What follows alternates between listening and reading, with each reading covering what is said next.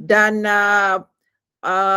pada petang ini adalah anjuran bersama antara Persatuan STEM Kebangsaan dan juga Universiti Melayu STEM Center serta guru-guru daripada Sarawak dan juga daripada Selangor, ya. Jadi Persatuan STEM Kebangsaan ini telah ditubuhkan semenjak 2018. So alhamdulillah sekarang kita dah ada pun ahli mencecah 800 orang dan diharap ramailah selepas ini guru-guru dan juga peserta pelayar-pelayar National STEM Association pada petang ini akan masuk bersama dan kita bersama-sama berterusan mengadakan webinar secara sama ada forum ataupun workshop dan sebagainya untuk membantu para pendidik semua, ya. Dan kita memang mengalu-alukan di kalangan guru terutamanya untuk bersama-sama mengukuhkan kita punya NSA school network kita, ya, untuk share best practices. Jadi untuk itu kita tengok dulu satu video berkenaan dengan National STEM Association. Silakan Cikgu Eva.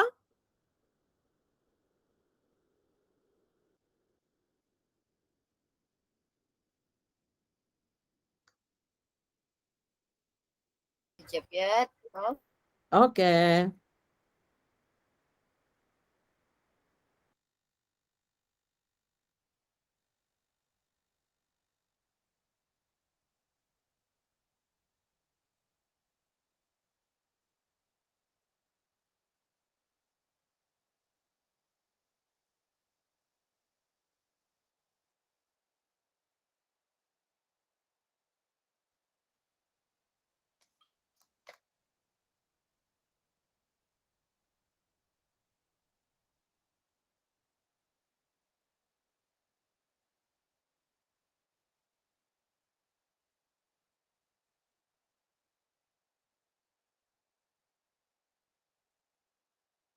Suara tak ada apa Eva?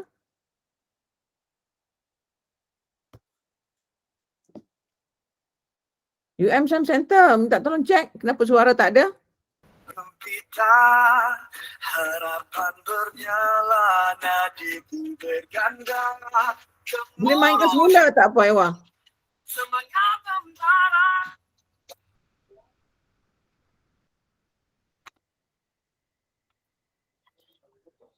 Bila bertalu entah di kalbu, hasrat yang tersirat semakin kubur.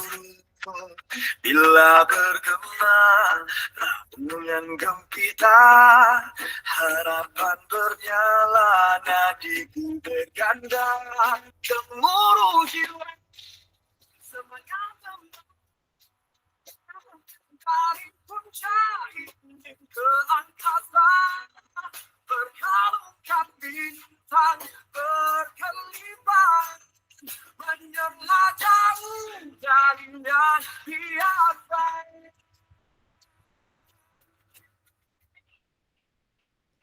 Alright, terima kasih Cikgu Eva.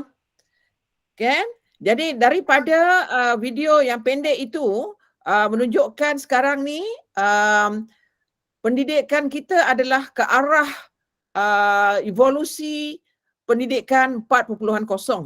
Jadi banyak pekerjaan-pekerjaan sekarang ni memerlukan anak-anak didik kita di sekolah yang mahir, ya, dalam digital, di dalam pengkomputeran, di dalam teknologi dan juga di dalam otomasi.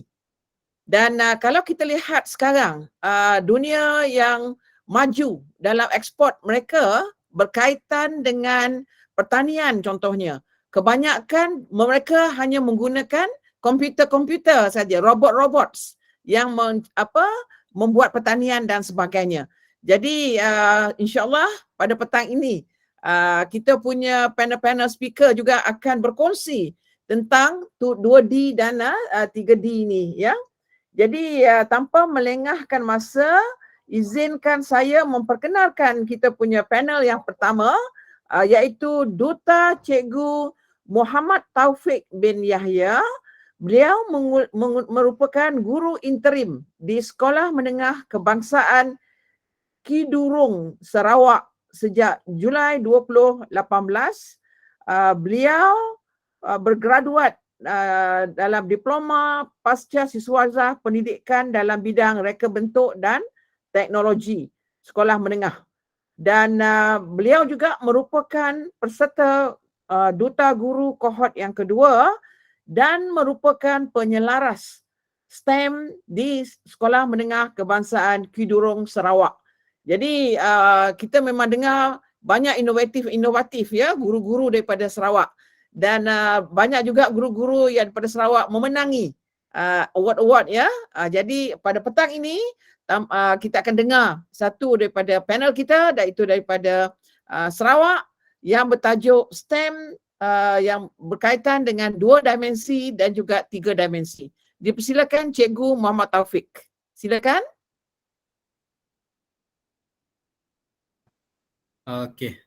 Bismillahirrahmanirrahim. Assalamualaikum warahmatullahi wabarakatuh. Boleh dengar? Boleh dengar. Okey, terima kasih. Jadi saya Cikgu Taufik daripada SMK Kidurong Bintulu, Sarawak. Okey, jadi seperti mana yang moderator kita telah perkenalkan tadi, saya memang telah daripada apa nama tu? SMK Kidurong. Jadi sebelum tu saya share slide saya dulu.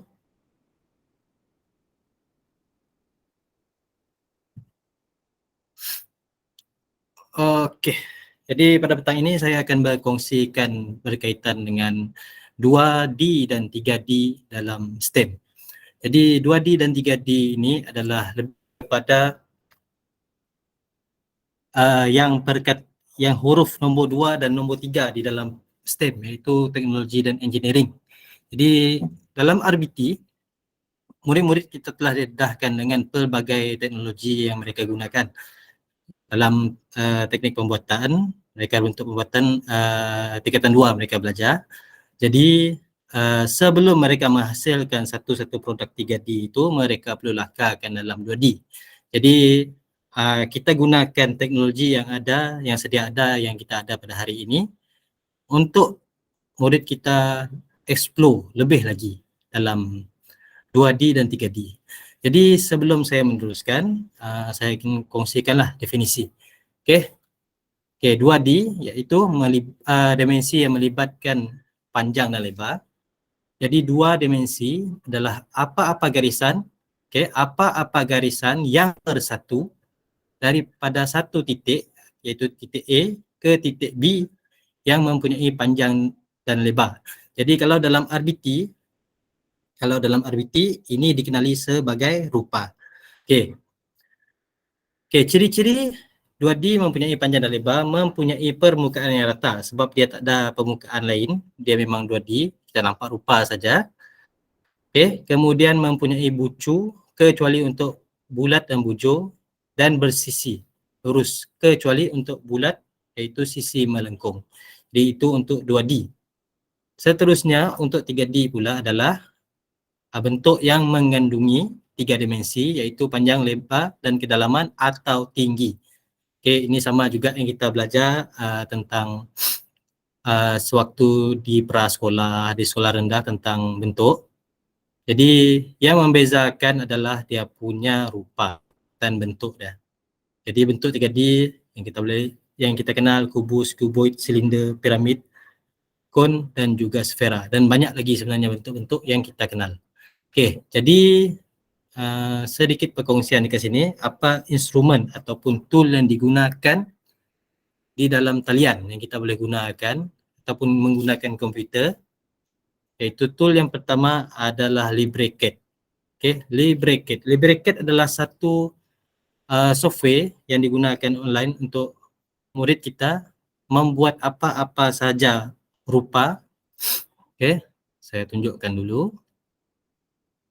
Okey, LibreCAD. Okey, kena download dulu cikgu-cikgu sekalian.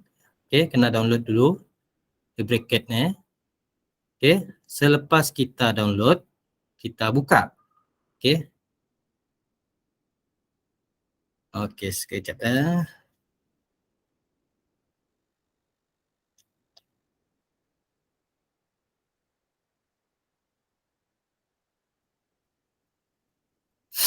Okey, selepas kita dah download, kita buka LibreCAD. Okey. Okey. Nampak skrin cikgu-cikgu sekalian? Okey. Ini adalah LibreCAD okey, di mana murid kita boleh galakkan mereka explore untuk membuat apa-apa sahaja rupa. Okey, contoh dia bulatan ataupun apa-apa bentuklah, segi empat dan sebagainya. Jadi supaya kita boleh nampak apakah idea kasar murid, okey, idea kasar apa benda mereka nak lakukan. Terutamanya dalam projek lah. Okey, mereka boleh lukis apa-apa saja. Jadi yang ini adalah lebih kepada rupa. Bagaimana rupa produk ataupun idea mereka yang ingin mereka hasilkan. Jadi seterusnya adalah, saya kembali kepada slide. Okey, saya kembali kepada slide. Sekejap. Lari pula benda ni. Okey, yang seterusnya adalah Onshape. Onshape adalah satu online designing tool. Okey, dia online, dia memerlukan internet.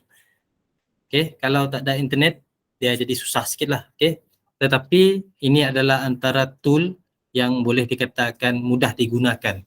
Mudah digunakan oleh murid-murid kita untuk membuat sesuatu design ataupun mereka bentuk sesuatu prototype projek mereka dengan mudah.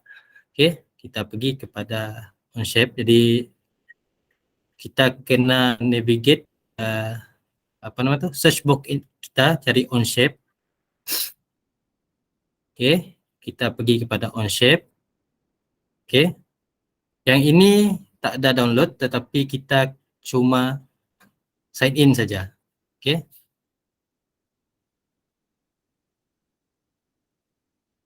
Okey, cikgu kena create account dulu, sign up dulu. Okey, kemudian baru kita sign in lah. Okey. Okey, di sini dah ada beberapa contoh yang saya sendiri dah design. Okey.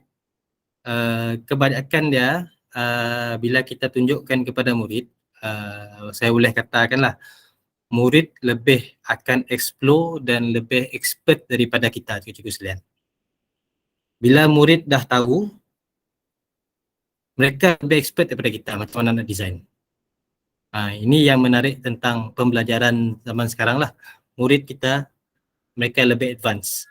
Apabila mereka didedahkan dengan satu tool, mereka akan lebih laju lagi daripada kita. Okay, dan satu lagi, tool yang saya nak kongsikan dekat sini, okay, selain daripada Onshape, kita ada satu lagi, Tinkercad. Okay, Tinkercad ini adalah yang boleh kata yang lebih mesra alam lagi. Okay, yang memudahkan lagi murid-murid kita untuk membuat desain secara online. Okey, jadi saya tunjukkan di sini. Okey, ini adalah Tinkercad dan kita pergi kepada design. Okey. Okey, ini contoh-contoh desain yang saya sendiri dah buat. Okey, dalam Tinkercad ni juga dia ada desain untuk circuit board, iaitu Arduino lah. Okey. Jadi di sini lebih memudahkan murid untuk melihat. Okey, dan dia lebih mudah disebabkan dia straight to the point. Cumanya kita tak dapat kalau nak bahagian yang kita perlu curve, kita tak dapat ukuran yang tepat lah. Itu saja kelemahan yang ada pada Tinkercad, tetapi sebagai basic, murid kita lebih mudah menggunakan Tinkercad. Okay.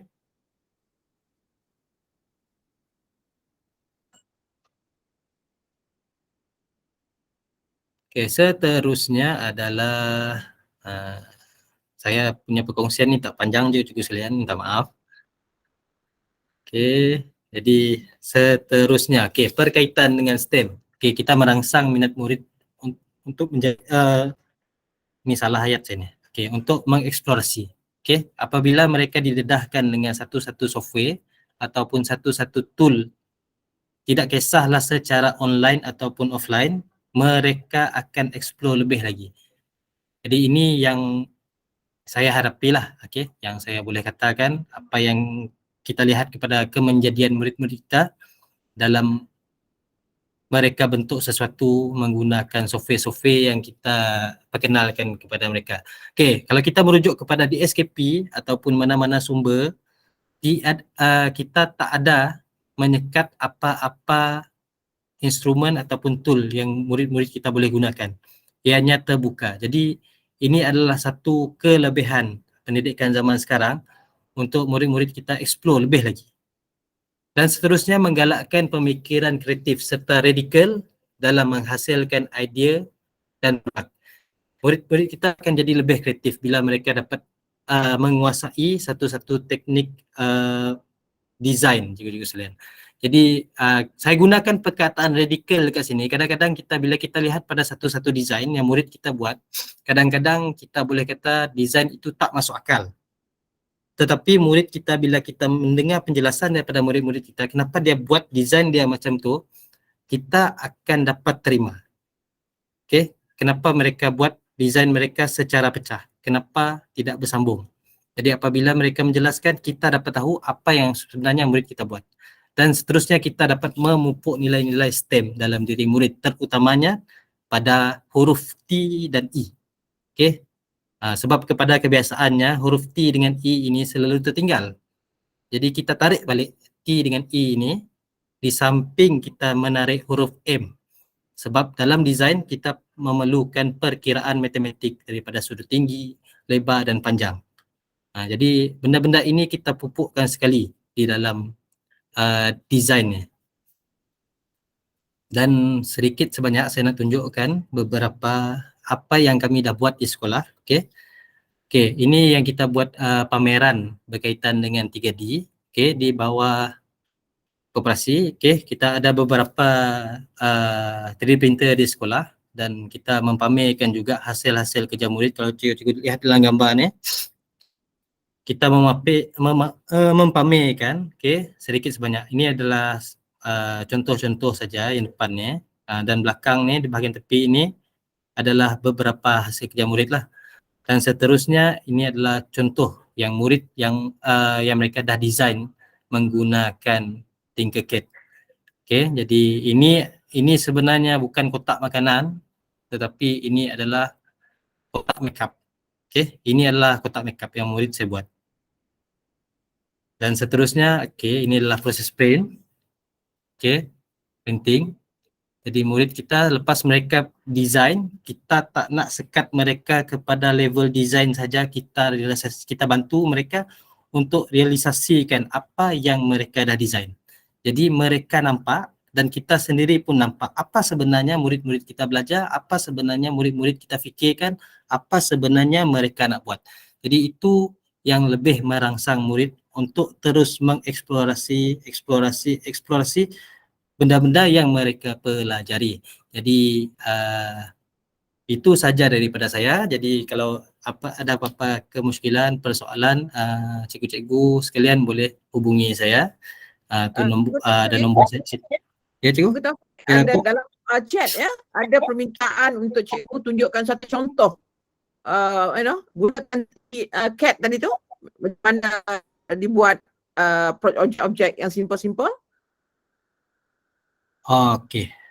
Kalau kebiasaan lah, kalau saya sendiri, saya sendiri lebih gunakan Tinkercad. Jadi saya tunjukkan. Okey. Jadi kebiasaan dia, kita kembali kepada Tinkercad. Jadi kebiasaan dia, saya biasanya mengambil tempahan, cikgu-cikgu sekalian, mengambil tempahan. Di samping kita belajar dan mengajar murid, kita juga memupuk nilai keusahawanan dalam diri murid. Kita memupuk juga nilai keusahawanan daripada mereka design, mereka juga boleh buat duit. Contohnya yang kebiasaan saya buat dengan murid adalah kita buat bekas pemegang pen. Kita ambil saiz. Di sini ukuran saiz dia dalam mm. Dalam mm, jadi kita besarkan sedikit. Okey, ini kita ambil anggaran saja. Biasanya saya akan ukur dulu. Tapi kebiasaan kita akan anggarkan sajalah. Besar sangat.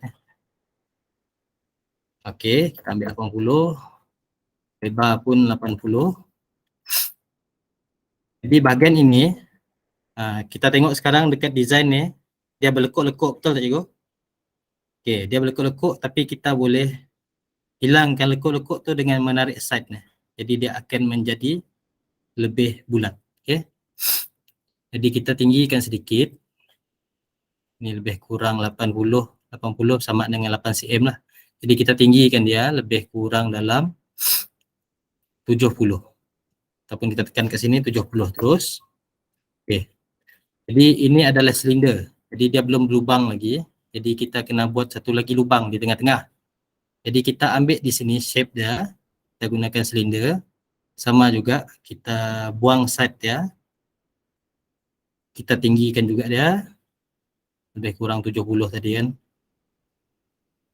Kita kurangkan saiz dia. Tadi saiz dia di sini adalah 80. Saiz di sini kita ambil lebih kurang 75. Okey, kita gabungkan saja. Okey, nak dapatkan dia punya ketepatan gabungan dia, kita tekan dua-dua ataupun drag saja dua-duanya. Saya buang dulu cube ni. Okey, kita control A dan kita tekan pada button ni L. Align dia, jadikan dia tepat. Dan kemudian yang hollow ni, yang lubang tadi, kita angkat sedikit. Lebih kurang 3 mm. Dan kemudian kita gabungkan dia. Okey, jadi kita dah ada satu bekas. Okey, kebiasaan dia nak buat shape, kita nak letak nama. Jadi kita dekat sini kita boleh direct. Kalau on shape, dia terhad. Dia tak boleh wording itu bersambung. Jadi kalau untuk Tinkercad dia lebih mudah lagi. Jadi contohlah saya letak nama saya sendirilah. Jangan guna nama orang lain. Parah nanti. Okey. Okey. Jadi kita ini pun kita boleh rotate. Kita pulang dengan kita nak rotate macam mana. Kita boleh adjust ketinggian, tekan cone ni, kita boleh adjust ketinggian dan kita boleh drag ke mana-mana saja. Okey, contohnya di sini. Tapi bila kita print nanti, ada satu lagi software untuk print, kita boleh adjust lagi. Macam mana rupa kita print tu. Ataupun biasanya saya letak huruf sebenarnya saja sini. Okey. Panjang sangatnya. Allah. Maaf, saya ni nebus sikit tu tangan saya juga. Okey. Okey, jadi kita letak ke sini. Kita tarik dia saja ke belakang. Cikgu boleh gunakan button arrow ataupun mouse lah untuk gerakkan dia. Kita jadikan dia hollow. Gerakkan dia ke belakang lagi. Combine saja dan kita ada satu yang menunjukkan T ke depan. Jadi satu lagi yang memudahkan dan saya anggap Tinkercad ini lebih mudah, kita boleh export direct kepada STL. File untuk kita print. Jadi dia direct, kita boleh save terus.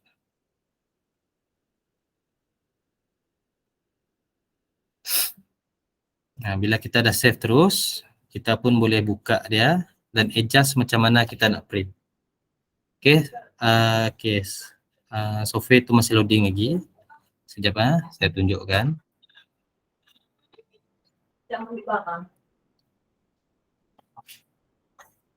Okey, sekejap masih loading lagi.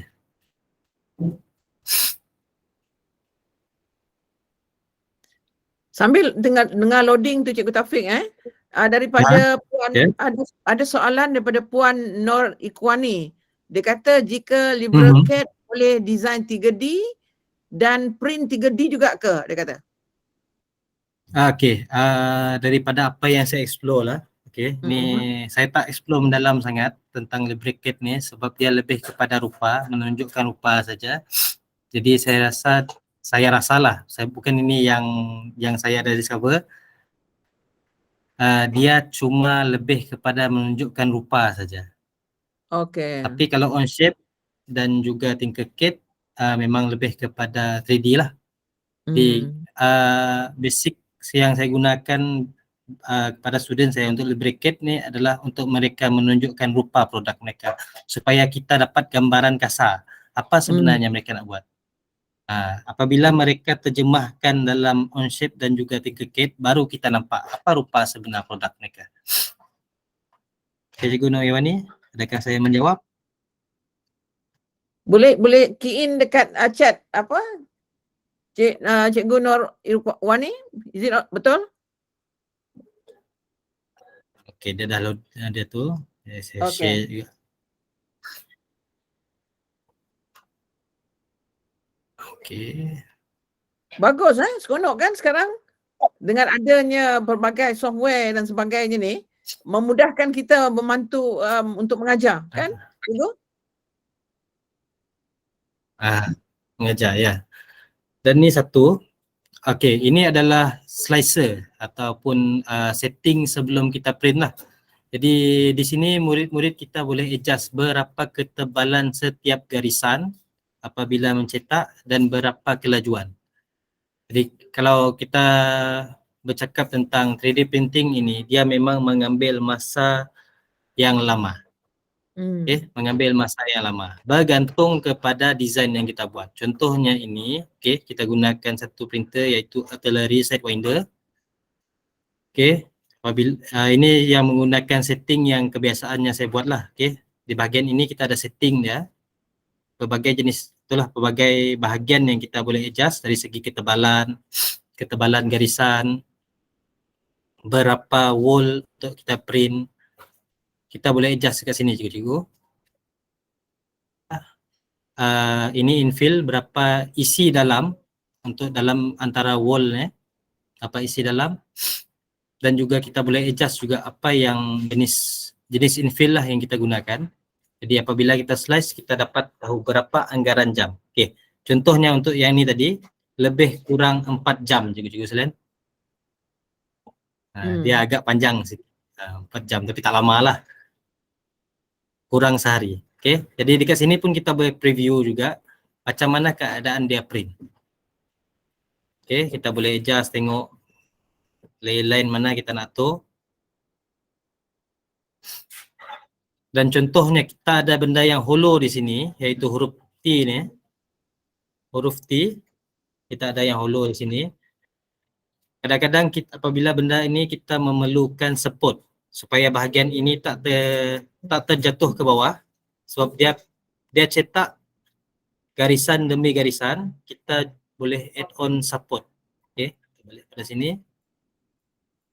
Okey, dia akan tukar balik setting dia akan bagi tahu berapa lama lagi dia nak print. Okey, dia ada bahagian support supaya apabila kita print nanti dia taklah terlalu apa kita panggil, tak terlalu cacat ataupun terlalu buruk. Okey, dekat tangan saya sekarang ini pun ada beberapa contoh, tapi murid ini dia print bahagian demi bahagian. Okey, kalau boleh nampak dekat skrin. Okey, dia print bahagian demi bahagian. Okey, ini bahagian dia nak letakkan LCD screen Arduino, dan di sini dia letakkan lubang untuk button dan pentiometer lah untuk adjust. Jadi dia print bahagian demi bahagian. Bila dia explain balik dekat saya, bila saya tanya dia kenapa tak print dalam satu shape saja supaya dia senang nak atur balik size, scaling dia apa semua. Jadi cikgu-cikgu sekalian, ini satu perkongsian daripada saya sendiri. Kalau yang ada sekolah yang ada 3D printer, jangan rasa rugi apabila kita bantu murid print. Memang ambil masa, memang kadang-kadang tu menunggu satu cetakan tu memang mencabar juga, tetapi kita juga belajar daripada murid apa yang sebenarnya mereka fikirkan tentang design idea mereka. Jadi sebenarnya itu adalah salah satu cara kita belajar daripada murid kita. Jangan rasa rugi juga, walaupun sebenarnya kalau saya sendiri tu serang, kadang-kadang bila tengok idea budak ni, murid kita ni, kadang-kadang kita rasa kenapa dia design macam ni. Apabila kita print baru kita nampak. Betul. Rupa-rupanya dia buat benda ni adalah untuk benda ni. Jadi kita nampak apa sebenarnya yang dia fikirkan. Walaupun pada design kita bila sebelum kita hantar kepada slicer ni, kita tengok kenapa pelik sangat budak ni buat. Tapi apabila dah print, dah jadi, baru kita nampak kenapa. Itu sajalah perkongsian daripada saya. Cikgu Evelyn ada tanya Cikgu Taufik, dia kata key change boleh design dengan guna Tinkercad juga ke? Boleh. Saya tunjukkan juga. Okey. Okey, saya tunjukkan macam mana kita nak design keychain. Sekejap. Okey. Saya tak bawa kunci saya ni tadi. Saya dah ada design berapa keychain lah. Biasanya saya buat label kunci saya sendiri. Okey, biasanya kita gunakan square ni lah. Okey. Ni 20 mm, 2 cm, pendek sangat. Kita gunakan lebih kurang 50 lah. Okey. Kemudian yang tinggi ni cikgu, ini adalah tinggi. Okey, tinggi dia 20, 2 cm, tinggi sangat, tebal sangat. Jadi kita kurangkan. Biasanya saya gunakan 5 cm. Cikgu Taufik bermaksud di sini, maknanya kita gunakan software ni bukan tanpa pengetahuan matematik atau sains ya. Dia mesti ada pengetahuan sains, STEM tadi tu pengetahuan fizik, chemistry, matematik kena ada. Sebab macam tadi bila nak buat nak set up key change pun macam Cikgu Taufik tadi kata panjang dia berapa, ketinggian berapa. Jadi konsep tu kena ada. Software ni hanya sebagai untuk membantu ya, untuk mempercepatkan. Jadi bila dia cepat hasil tu, di situlah pembelajaran akan nampak lebih seronok. Betul tak Cikgu Taufik? Ya? Betul. Bukan maknanya jadi, kita jadi pandai bila saja. kita terutamanya ini. Okey. Jadi kalau kita biasanya kalau murid-murid kelas hujung, kalau kita dedahkan dengan software ni, mereka ni tak pandai sangat mengira, tiba-tiba pandai mengira. Alhamdulillah. Itu yang magic yang berlaku dalam design. Dalam design mereka tahu nak kira. Jadi kadang-kadang kita bila kita bagi kiraan asal ke murid-murid kita kenapa kena kira macam tu, mereka tak dapat nak jelaskan verbally. Mereka tak dapat jelaskan. Tetapi pada sudut design mereka dapat ceritakan. Itu yang menarik sebenarnya. Alhamdulillah. Very good. Okey, teruskan cikgu. Okey, kita sambung balik pada ni. Okey, sama juga dengan silinder tadi, kita boleh buang side dia supaya dia nampak lebih bulat. Okey, kita turunkan ni pada 5 mm. Okey, yang bahagian ni cikgu jangan risau. Sebenarnya cikgu boleh gunakan silinder juga untuk adjust dia, silinder yang asal yang tadi, supaya kita boleh buang bahagian ni tadi. Okey, kalau kita gabungkan ni, bahagian ini terdedah betul, nampak lagi segi 4 dia. Tetapi kalau cikgu nak simpan, tak ada masalah. Kalau nak buang pun boleh. Biasanya saya simpan lah, supaya bila rantai kunci kita tu dia tak lari. Okey, dia dah center. Jadi biasa kita gunakan huruf lah untuk melabel. Contoh dia cabin. Biasa huruf K. Kita gunakan huruf K. Jadi kita tukarkan ini kepada holo. Kita tarik saja kat sini. Dan kita tengok size dia. Kita adjust saja juga. Contoh dia ini kita ambil 15. Tapi sini 15. Kemudian kita tarik saja pergi tengah. Combinekan saja ke semua ini. Okey. Dan kita dapat satu keychain K. Dan kemudian kita cuma print. Okey, Tinkercad ni lebih mudah cikgu. Sebab saya pun kebiasaan saya bila saya mengajar, saya gunakan Tinkercad juga.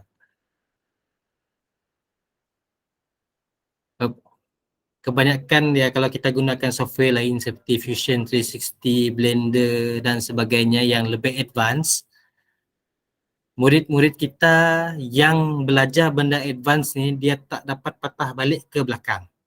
Dia tak dapat patah balik ke software-software yang lebih mudah macam Tinkercad dan Onshape. Tetapi apabila mereka bermula daripada bawah, mereka dapat sambung perjalanan mereka. Itu yang saya perhatikan lah pada murid-murid kita sekarang. Jadi tapi sebenarnya itu tak menghalang sebenarnya. Itu lebih membantu murid-murid kita sebenarnya. Jadi untuk basic kita pun boleh ajar murid-murid kita apa yang mereka fikirkan. Ada apa-apa lagi soalan? Okay, di sekolah saya kita ada 7 printer, 7 3D printer, 6 3D printer, 4 sekolah punya dan 2 adalah saya punyalah secara peribadi. Okay. 3D printer sekarang ni murah cikgu-cikgu sekalian. Di bawah harga 700 pun kita boleh dapat.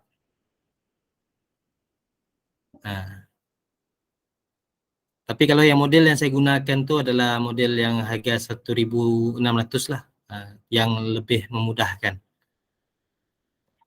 Tapi Banyak masih sangat. lagi kemampuan sekolah lah, sekolah boleh letakkan di bilik yang teknologi dan sebagainya kan, bilik teknikal, teknologi. Sekolah Cikgu Taufik ada 6? 4 sekolah punya dan 2 peribadi. Oh, okey. Alright. So, kenapa saya beli juga sebab nak belajar. Okey, bagus sikap cikgu ni ya. Jadi semua yang hadiri tak kiralah sama ada cikgu ataupun pensyarah di universiti, bagus sikap cikgu Taufik ni, dan inilah yang kita nak, sebab sekarang ni semua pekerjaan ya memang memerlukan penggunaan teknologi, penggunaan software-software yang tertentu ini. Jadi boleh download kan cikgu secara percuma ya? Yang software ni? Software dan ni online, dia semua online. Okay, alright. Semua online, jadi dah ada. Jadi maknanya sekarang ni kita boleh mengajar konsep matematik, teorem-teorem Pythagoras yang kita boleh gunakan dalam pembentukan teknologi tadi tu, dan juga di sini kita boleh membantu macam tadi budak-budak yang tak suka belajar dan kelas-kelas ujung ya. Tadi bila dia ada yang ini, dia macam Cikgu Taufik kata tadi, dia bertambah minat belajar dia. Ini satu yang sangat membanggakan ya. Dan kita sebagai cikgu pun jadi gembira melihat anak murid kita diseronok belajar sains, matematik, dan dia juga boleh membuat inovasi. Betul tak? Inovasi terpulanglah, nak buat keychain ke, nak buat kotak kotak makeup ke, atau apa-apa saja, sebab dah ada semua sekarang ni. Jadi di sinilah kita harap guru-guru kita perlu berubah, mengajar teknologi mengikut contoh Cikgu Taufik tadi tu, dan bila dia masuk ke universiti besok, dia dah pakar benda ni. Dia kuat dalam teori, kuat dalam konsep-konsep matematik tambahan, fizik, chemistry, biologi dan sebagainya. Sebab dia nak buat alat-alat ni juga kena tahu bahan. Betul tak Cikgu Taufik? Nak tahu bahan tadi tu, dia kena belajarlah tentang sains, tentang kimia, bahan apa yang sesuai untuk dia gunakan dalam printing dia dan sebagainya. So alright, tahniah cikgu. Alhamdulillah saya seronok, dan patut dikongsi lagi, dan patut cikgu-cikgu semua mengambil bahagian ini. Sebab kita dah tak nak lagi mengajar di kelas sekadar bercakap dan pelajar tak nampak. Dia kata saya belajar teorem Pythagoras ni di mana? Nampak tak? Apa gunanya teorem Pythagoras? Sebab teorem Pythagoras tadi penting dalam sudut-sudut yang kita nak buat dan sebagainya tadi, betul tak? Dan kita belajar juga 2 dimensi. Tadi 3 dimensi dan sebagainya. Jadi di sinilah kita sebagai pendidik, tak kiralah di IPG ke, di universiti ke, dan juga guru di sekolah, lagilah kita kena berubah.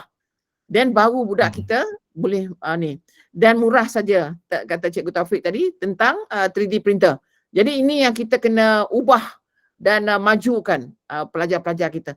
Dan alhamdulillah ya, contoh dah ada, boleh panggil juga Cikgu Taufik untuk berkongsi di sekolah ke ataupun secara online sekarang. Tak semestinya kita pergi kan, secara online dah boleh buat, cara tunjukkan ini. Yang penting adalah kita berubah untuk kemajuan.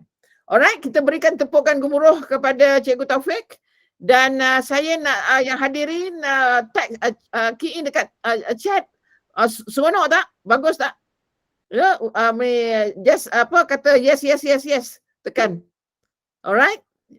Okay, ada Dr. Zainon ada nak soal. Sila Dr. Zainon, nak tanya apa? Sangat menarik cikgu. Tahniah.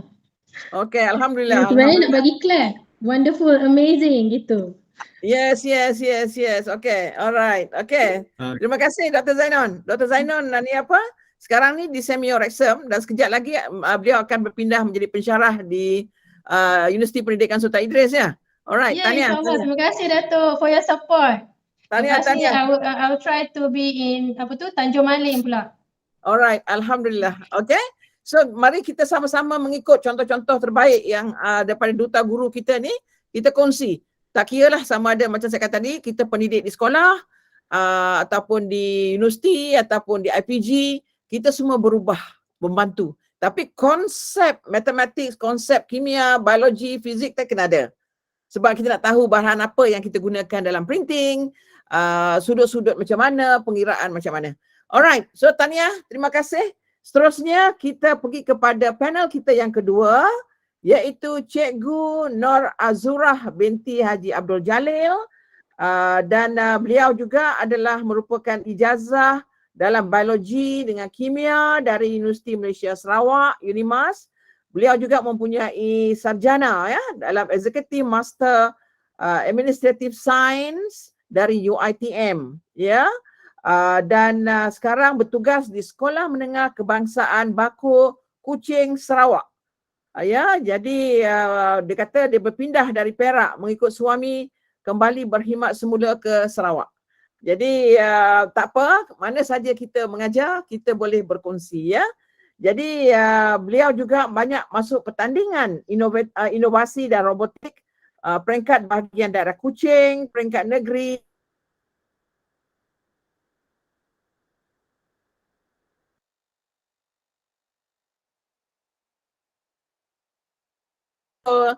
tajuk beliau adalah kajian tindakan dan inovasi penyelidikan dalam reka bentuk pengajaran dan pembelajaran sains. Silakan Cikgu Nur Azurah. Okey, Assalamualaikum dan selamat petang. Okey, di sini saya ingin mengucapkan terima kasih kepada yang berusaha, Puan Moderator, Profesor Dr. Noraini, di atas sebagai moderator pada hari ini. Okey, agak nervous juga sebab yalah jadi orang yang kedua kan. Okey, baiklah. So izinkan saya share slide.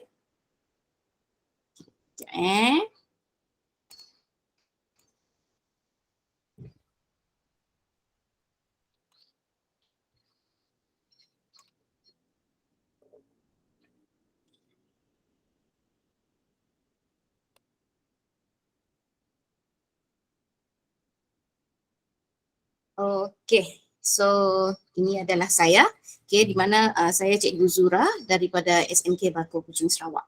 Okey, baiklah. Okey, ini adalah saya. Salam perkenalan daripada saya. Okey, saya ni seorang yang simple.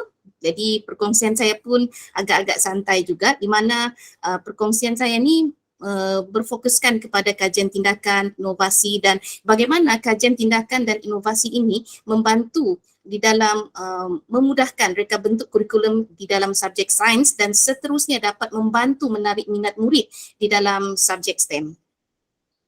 Okey, izinkan saya.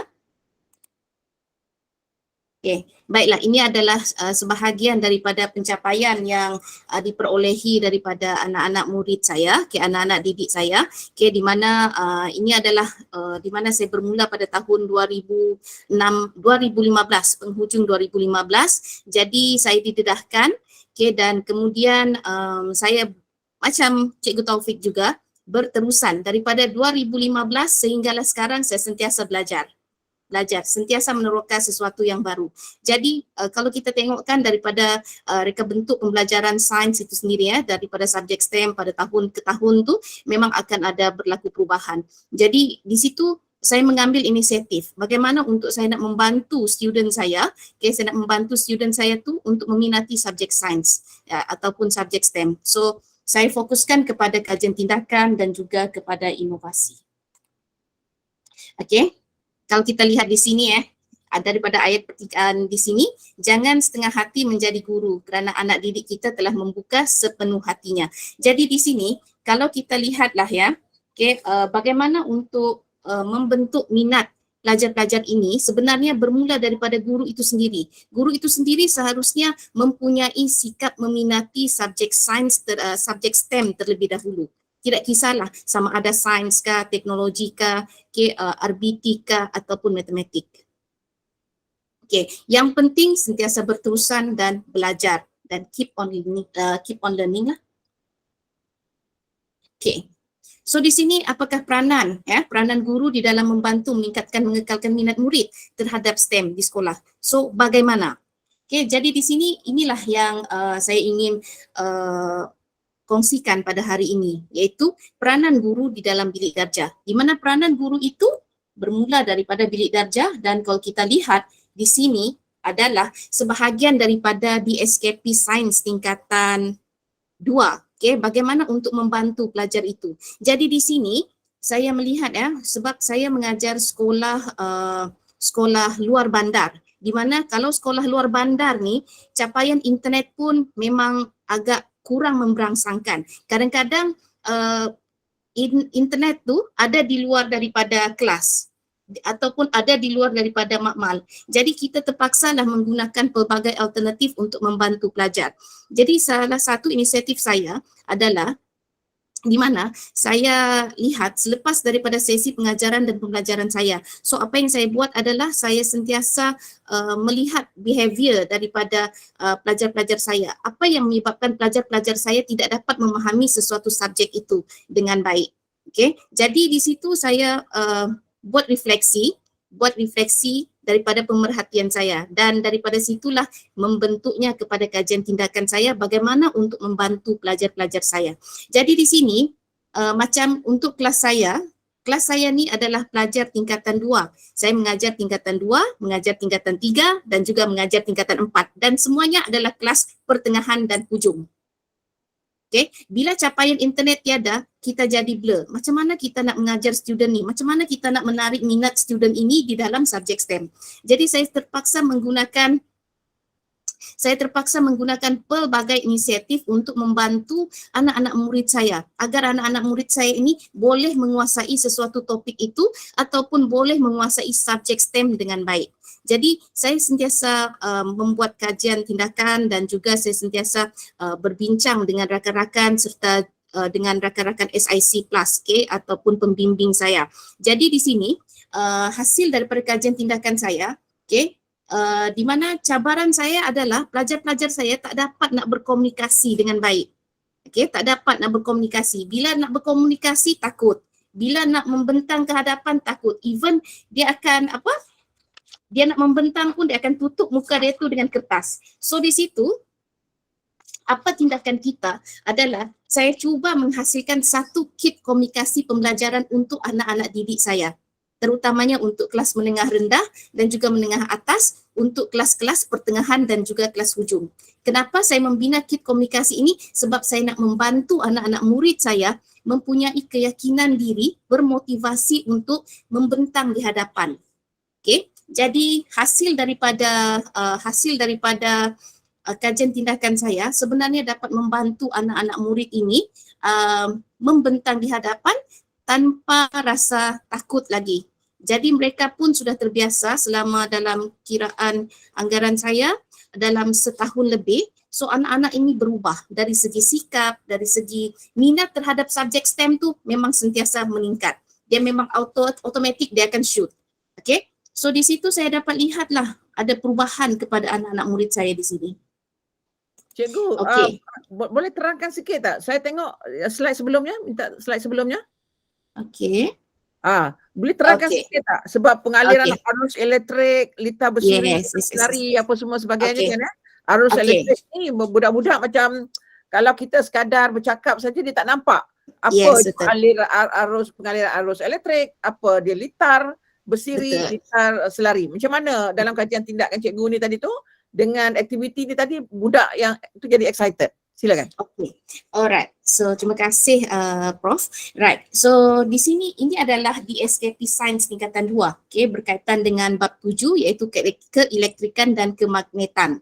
Dan pertama sekali sudah tentulah kita menggunakan aktiviti hands on untuk membantu pelajar kita.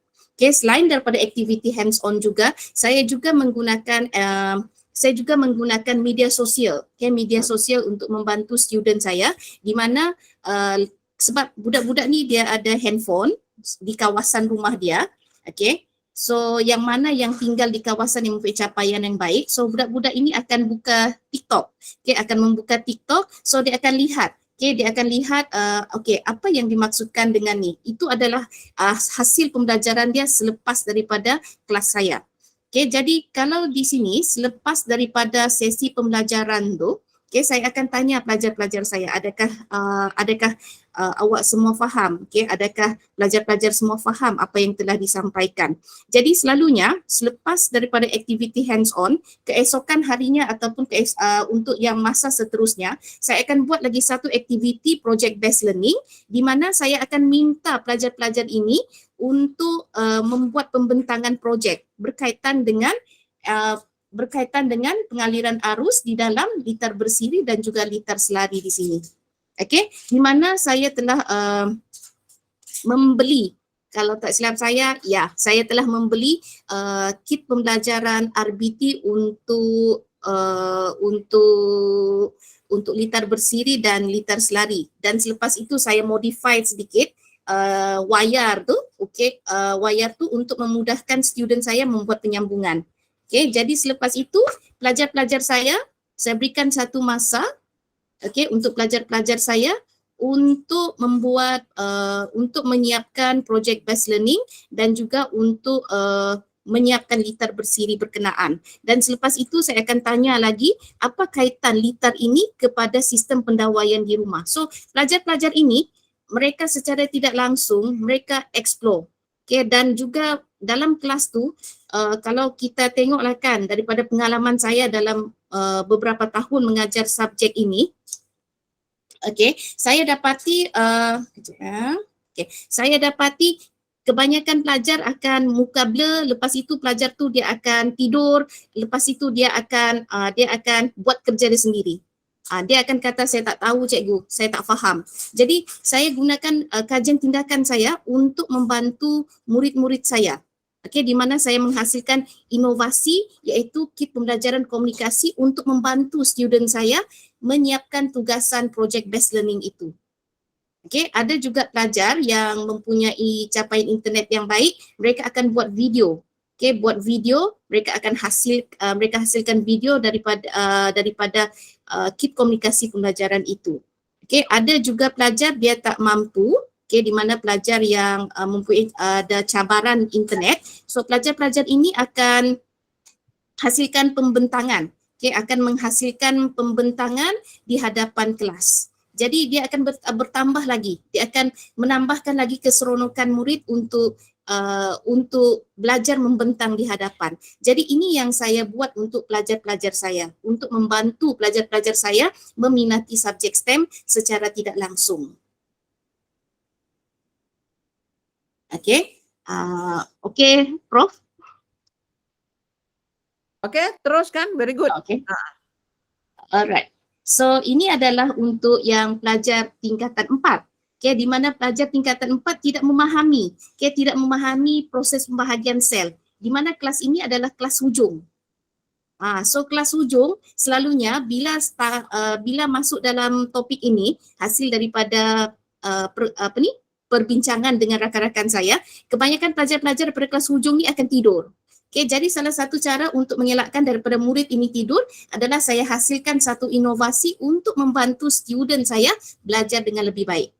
Okay, di mana saya hasilkan satu kad untuk membantu student saya memahami, mengingati dan juga boleh menyatakan fasa-fasa yang terlibat di dalam proses pembahagian sel, iaitu meiosis dan mitosis. Okay, dan ini adalah sebahagian daripada aktiviti-aktiviti yang saya lakukan, okay, selepas daripada saya melaksanakan kajian tindakan, saya dapati budak-budak ini berkembang. Okay, berkembang bukan setakat di dalam kelas tetapi at the end dia berkembang sehinggalah di luar kelas. Okay, di dalam aktiviti co-curriculum. Okay, di mana yang kalau kita lihat ini daripada kelas, okay, yang ini pula daripada project based learning. Okay, daripada project based learning itu saya bantu lagi develop budak ini, okay, kepada club STEM, dan selepas itu budak-budak ini belajar robotik, belajar 3D printing, belajar drone dan sebagainya. Okay, dan ini adalah yang daripada pelajar-pelajar saya. Okay, di mana hasil daripada kajian tindakan ini sebenarnya dapat membantu anak-anak murid saya. Okay, anak-anak murid saya itu memahami sesuatu benda itu dengan lebih baik lagi. Okay, di sini kalau kita lihat, kita boleh nampak kemenjadiannya di mana pelajar-pelajar ini mahu meneroka dan belajar sesuatu benda yang baru. Okay, mereka belajar coding dan sebagainya. Okay, So, dan yang ini Cikgu Lura, sekejap. Kalau kita lihat gambar tu, kelas dia tidak duduk saja, tapi dia ada yes, pengukuran yang berkaitan dengan mathematics, dan juga dia sambung wire dan sebagainya tadi tu dengan sains dia, dan ada penggunaan software juga di situ. Jadi ini yang kita nak buka minda anak-anak kita daripada sekolah lagi. Jadi bila dia dah biasa dengan ini, nanti bila dia masuk ke universiti, dia senang dengan enjin-enjin yang lebih kompleks lagi di universiti sebagai dalam kejuruteraan dan sebagainya, ya. Tahniah cikgu. Alright, teruskan cikgu. yes.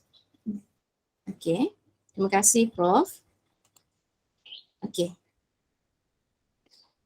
Okay, Anda seorang yang hebat. Yes, betul. Memang kita seorang yang hebat di dalam kelas dan di luar kelas apabila kita menjadi seorang guru yang kreatif dan kita berusaha untuk membantu student kita menjadi seorang yang lebih kreatif lagi daripada kita, seperti yang Cikgu Taufik tadi katakan.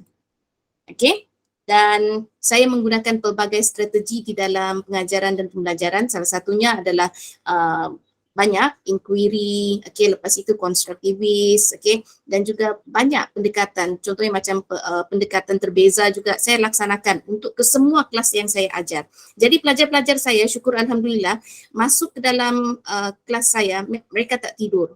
Mereka tak tidur dan mereka sangat-sangat excited, dan kalau misal kata ada aktiviti sekolah yang melibatkan di mana dalam hari itu adalah kelas saya, okay, di dalam kelas di mana melibatkan ada kelas subjek saya, pelajar-pelajar itu akan kata, alah cikgu sayangnya tak ada subjek sains cikgu, alah bosannya. Budak akan cakap macam tu. Sebab budak dia lebih berminat kepada aktiviti-aktiviti dan juga strategi pelbagai. Okay. So tips saya, okay, di mana salah satu tips saya ni adalah pertama sekali ialah kita kena aktifkan, kita kena usahakan diri kita juga untuk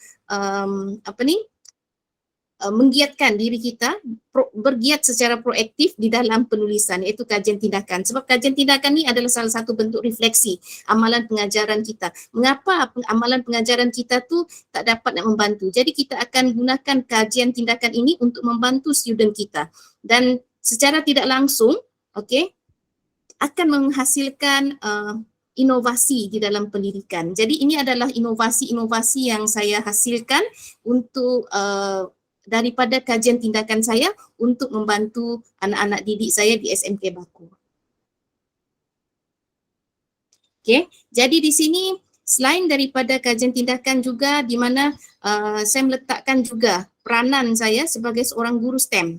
Okay, saya juga tidak hanya di dalam lingkungan bilik darjah, tetapi saya bawa juga pemikiran kurikulum, pemikiran untuk merentasi di dalam mereka bentuk subjek STEM itu di dalam kajian tindakan saya ke dalam aktiviti-aktiviti co-curriculum. Okay, di mana kalau kita tengok ini adalah aktiviti-aktiviti co-curriculum untuk pelajar-pelajar arus perdana, dan yang ini pula adalah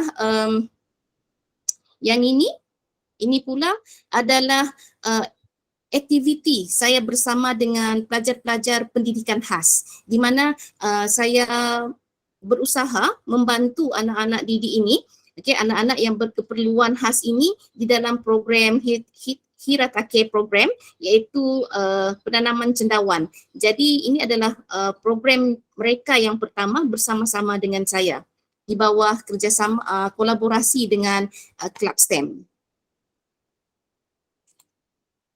Okay, dan ini juga adalah sebahagian daripada aktiviti yang kita laksanakan. Maksudnya daripada kelas, luar kelas dan luar daripada kawasan sekolah, lingkungan sekolah, di mana ini adalah aktiviti-aktiviti yang kita lakukan, hasil daripada yang di dalam kelas itu. Okey, jadi ini adalah sebahagian daripada contoh-contoh di dalam jaringan komuniti untuk membantu anak-anak didik saya di SMK Bakung.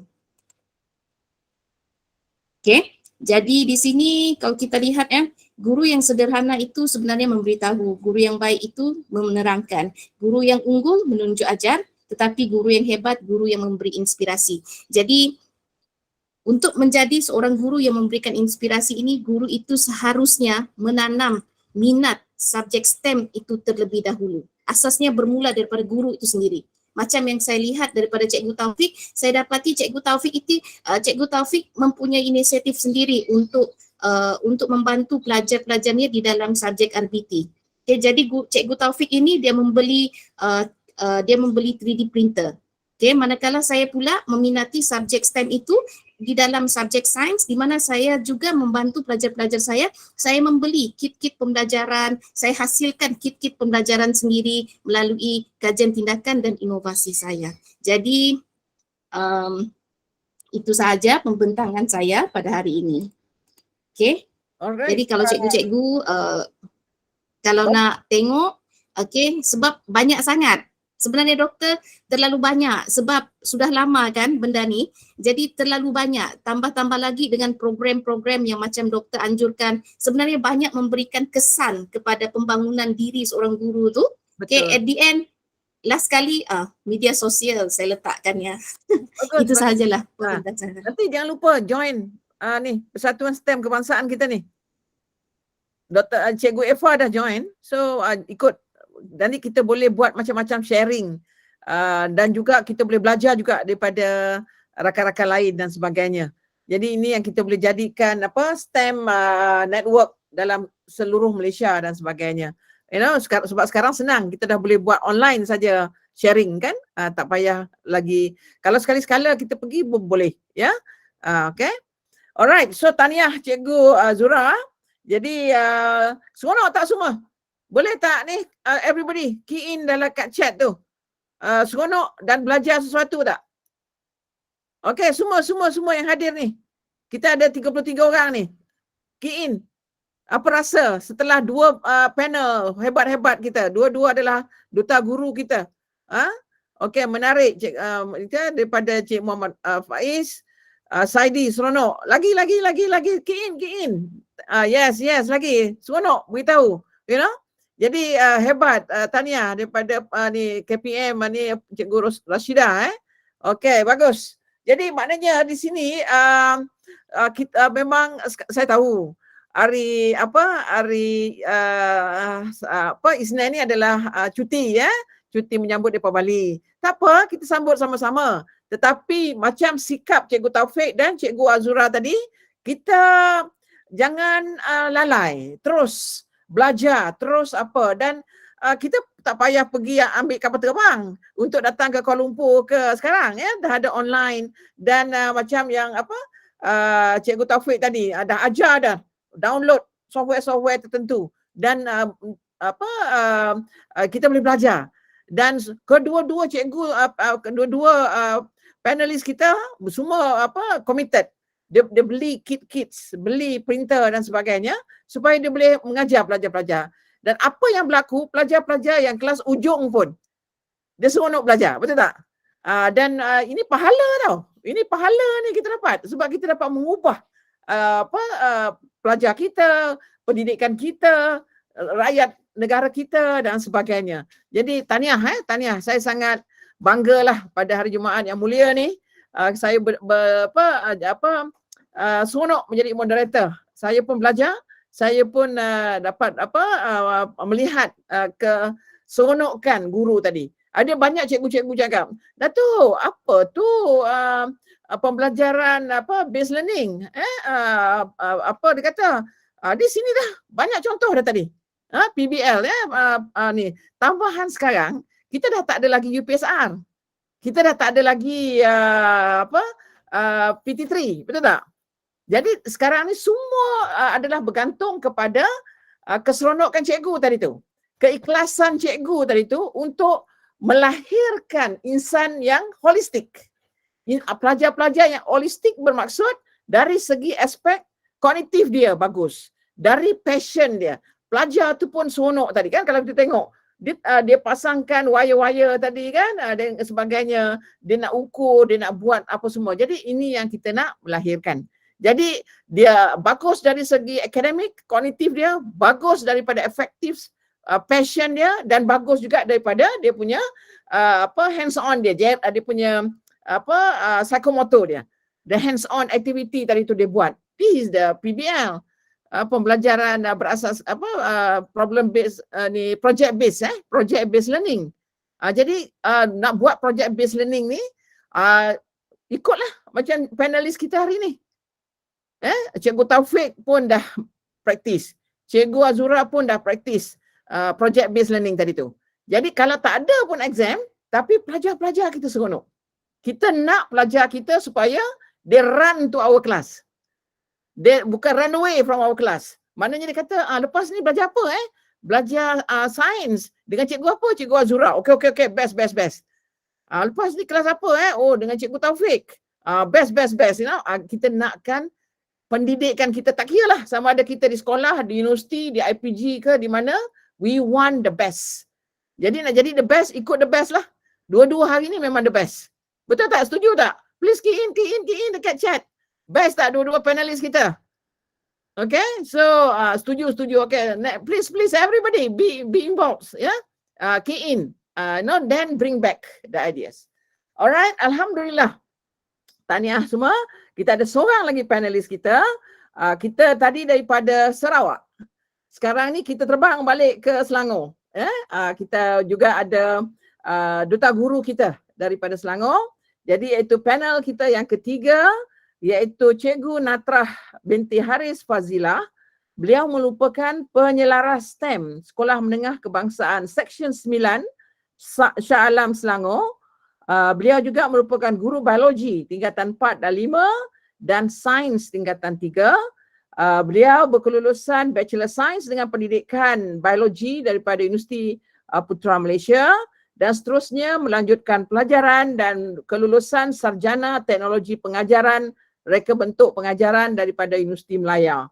Jadi alhamdulillah semuanya hebat-hebat ya ketiga-tiga panelis kita. Jadi untuk panel yang ketiga, beliau akan bercerita ataupun berkongsi dengan kita semua iaitu pengajaran terbeza dalam persekitaran pembelajaran teradun. Ini satu lagi. Apa tu pengajaran terbeza?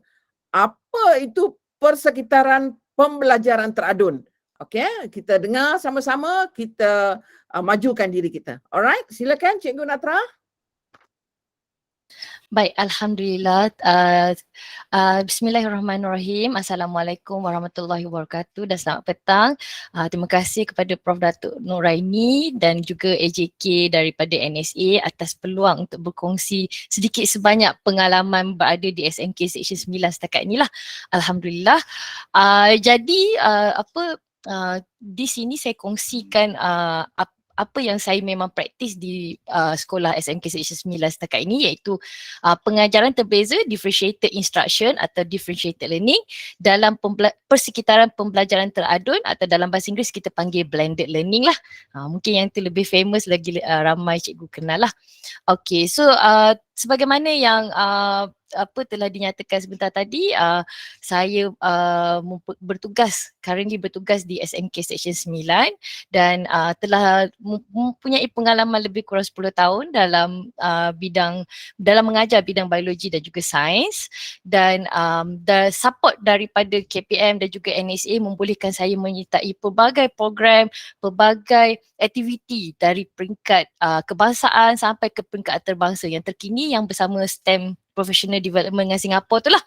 Itu memang kebetulan pula sekarang ni saya baru je selesai menjalankan lesson study berdasarkan perbincangan dengan STEM PD Singapura yang lepas. Jadi nanti saya kongsikan hasil dia dalam sesi hari ni lah. Jadi sebelum saya tunjukkan apa hasil pembelajaran murid-murid saya, apa itu pengajaran terbeza. Sejak kita habis PDPR hari tu, sering kali kita digalakkan untuk buat pengajaran terbeza untuk mengurangkan gap antara murid yang boleh follow pengajaran kita semasa PDP dengan murid yang tak boleh follow kan. Jadi secara asas je, differentiated instruction atau pengajaran terbeza ni adalah satu kaedah di mana guru-guru menghasilkan, dia sebenarnya lebih kepada pentaksiran dan penilaian formatif, dan berdasarkan daripada dapatan pentaksiran formatif tu kita membuat keputusan dan membuat curriculum design seperti yang di-highlightkan oleh Puan Nur Azurah tadi, untuk membolehkan supaya murid-murid tu ada tercabar sikit dalam meneroka idea-idea atau konsep-konsep yang kita nak cuba ketengahkan, tapi pada masa yang sama dia tidak demotivated. Kita cari satu titik tengah yang membolehkan mereka motivated tapi mereka juga challenge. Jadi bila saya reflect balik pengajaran saya selama ini, jadi saya dapati sebenarnya kita nampak murid punya engagement, murid punya keterlibatan tu jadi semakin baik apabila kita gunakan pelbagai pendekatan untuk menilai aktiviti murid. Sebagai contoh dalam gambar ni ada murid saya dia buat learning station di mana murid-murid sekolah lain datang belajar dengan murid-murid ni untuk belajar konsep-konsep sains. Jadi mereka kena praktis banyak kali, kena sediakan bahan, lebih kurang kita guna konsep peer teaching lah, dan kita tahu kesan peer teaching ni sangat bagus kepada murid-murid sebab mereka kena menyediakan bahan, kena demonstrate kepada kawan-kawan apa yang mereka faham. Dan ada murid-murid saya dia lebih hands on. Jadi saya tunjukkan di situ murid membuat sistem kapilari darah dan di celah-celahnya ada sistem limfa menggunakan plasticine. Kemudian ada murid-murid ni dia tak boleh bayang vertebrae tu, kalau tengok gambar 2D dia tak boleh bayang ni pak siapa, ni pak siapa. Jadi kita berikan dia tulang model tulang, dan mereka buat comparison table di atas kertas dan meletakkan model tulang tu di situ. Dan semestinya lah dalam pembelajaran sains ni kita mesti ada elemen amali lah. Jadi dalam elemen amali saya sentiasa cuba untuk emphasize untuk flexible grouping supaya murid yang berbeza kekuatan berada dalam satu kumpulan dan support each other dalam semasa pembelajaran lah. Jadi ini sebenarnya semestinya yang saya tunjukkan dalam gambar ini adalah antara elemen-elemen pengajaran terbeza, dan saya rasa ia bukan sesuatu yang asing untuk cikgu-cikgu. Cuma kita letak term saja pengajaran terbeza. Tapi sebenarnya itulah kita buat semasa penilaian formatif. Jadi dari sudut kerangka teori sebenarnya pengajaran terbeza ni adalah respon kita sebagai guru terhadap keperluan murid. So respon kita ni berpandukan kepada tugasan-tugasan tu mestilah tugasan-tugasan yang relevan dengan murid, respectful supaya mereka boleh relate dengan kehidupan seharian, dan melibatkan flexible grouping, murid yang pelbagai kebolehan dalam satu grup, dan prosesnya adalah proses yang berterusan dan kita adjust accordingly berdasarkan cohort yang kita pegang atau kelas yang kita pegang. Macam mana kita differentiate? Macam mana kita bezakan? Kita bezakan dari segi konten. Ada setengah kelas mungkin kita kena chunk konten tu dalam bite sizes dan kena take time sikit. Kita juga boleh bezakan dari segi proses. Ada setengah kelas dia boleh grouping. Ada setengah kelas dia buat pairing dia boleh. Tapi grouping besar dia tak boleh misalnya. Atau kita boleh bezakan dari segi produk. Ada kumpulan dihasilkan produk dalam bentuk syair, pantun, drama, ataupun dia buat memang proper presentation macam science conference punya presentation sebab dia kurang berseni kata dia. Atau kita ubah suai dari segi learning environment lah. Mungkin kita bawa pergi ke field study dan sebagainya. Kita bezakan juga pengajaran dan pembelajaran kita berdasarkan kepada kriteria murid jugalah. Sebabnya sebagaimana saya sebut tadi, kita kena cari titik pertengahan keseimbangan antara motivasi murid dan kita nak challenge murid. Jadi kita kena pasti kriteria dari segi kesediaan murid kita. Apa minat dia? Nanti saya akan tunjukkan, ada murid saya ni memang suka sangat berlakon. Jadi bila presentation kita suruh demonstrate sains je, mesti nak berlakon. Jadi kita bagi. Kemudian berdasarkan profil pembelajaran mereka jugalah. Kemudian strategi dia, pelbagai jenis strategi boleh. Teknik jigsaw, cooperative learning jigsaw, teknik penyoalan kita untuk scaffold atau membantu memberi sokongan kepada murid-murid atau small group instruction. Misalnya kalau kita buat learning station di mana murid yang boleh pergi ke depan, dia buat task pembelajaran kendiri. Murid yang belum lagi boleh move forward, kita buat satu kumpulan kecil, kita ajar balik sebagai intervensi. Jadi di akhir sesi PDP kita tu, akhirnya murid akan sampai pada finishing line yang sama. Jadi itu matlamat differentiated instruction. The journey is different but the end point is the same. Kemudian ini adalah satu saya kongsikan infografik mengenai apa itu pembelajaran terbeza dan apa yang bukan pembelajaran terbeza lah.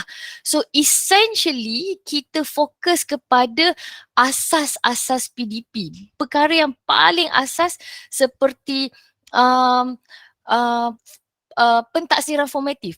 Perkara yang kita selalu buat hari-hari, cuma kita kena empower cara kita diagnose keadaan murid kita supaya pembelajaran mereka lebih bermakna. So secara asas je, walaupun ada banyak prinsip-prinsip yang saya tunjuk di infografik tu, sebenarnya pembelajaran terbeza atau pengajaran terbeza ni sebenarnya adalah responsive teaching. Sebab kita nak tahu masa tu murid kita dah sampai ke tahap mana. Kedua, kita nak tahu apa masalah mereka yang menyebabkan mereka tak boleh move forward. Selalunya bila kita ada sesi PDP, kita punya learning standard atau apa yang murid sepatutnya capai hari tu ada level-level dia. Kenapa ada murid boleh capai sampai objektif 2, objektif 3 dia tak dapat. Jadi kita kena tahu pula apa peranan kita untuk scaffold atau bantu murid-murid ni untuk maju ke hadapan. Jadi cikgu-cikgu sebenarnya asasnya kat sini, bila kita buat pembelajaran terbeza, kita bukan nak buat tuition untuk 30-40 murid dalam kelas tu, tidak. Tetapi sebenarnya kita nak buat satu pentaksiran diagnostik, pentaksiran formatif untuk diagnose apa yang anak murid kita sedang lalui dan berdasarkan kita punya observation, berdasarkan hasil kerja murid, berdasarkan kita tanya murid. Jadi kita nak tahu adakah tugasan atau pentaksiran yang kita bagi tu betul-betul memberikan cabaran dan memotivasikan murid.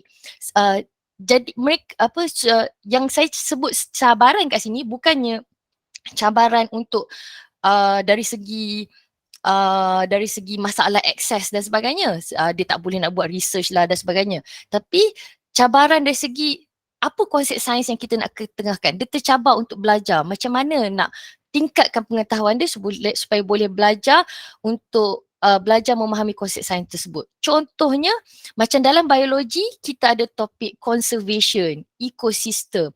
Jadi dalam kalangan murid saya ramai juga yang tak tahu apa tu conservation, apa ekosistem yang ada di Malaysia. Dan daripada pentaksiran diagnostik juga saya tahu ada murid-murid saya yang confuse lagi antara global warming dengan pollution biasa. Apa beza dia? Apa peranan mereka? Jadi inilah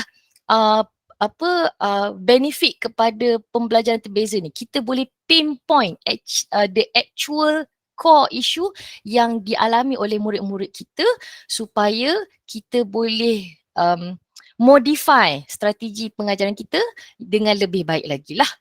Jadi sebenarnya ada banyak model pengajaran terbeza atau pembelajaran terbeza, tetapi ini adalah 3 yang saya rumuskan yang banyak berkaitan dengan apa yang diketengahkan oleh modul BPK mengenai pengajaran terbeza sebelum ni lah. Pertama sekali ialah jenis marks for style.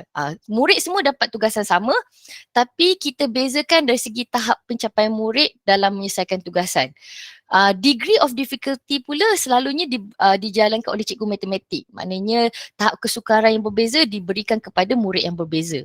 Sampailah kemudian murid yang masih lagi tak boleh pergi ke medium punya tahap kesukaran, kita berikan sokongan supaya dia boleh move forward.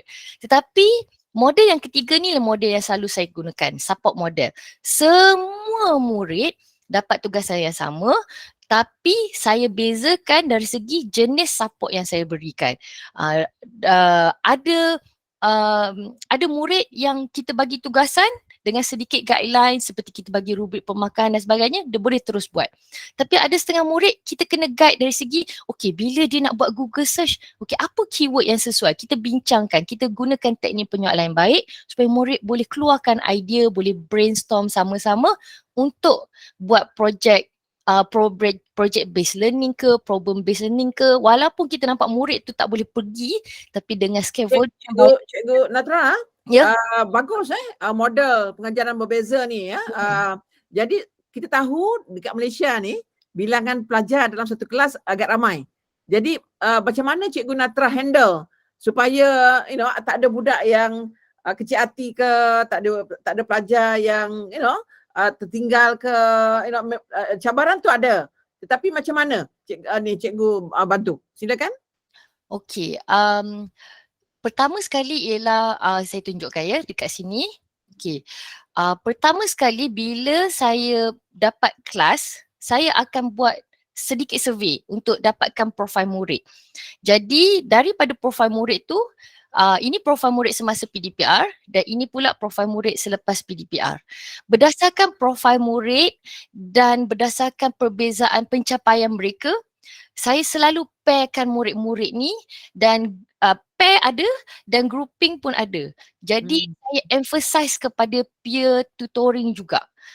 Jadi maknanya di sini bila kita boleh kenal pasti grouping-grouping tertentu, saya boleh saya tunjukkan contoh di sini ya. Okey. Sebentar. Okey. Ini antara strategi yang selalu saya gunakan lah.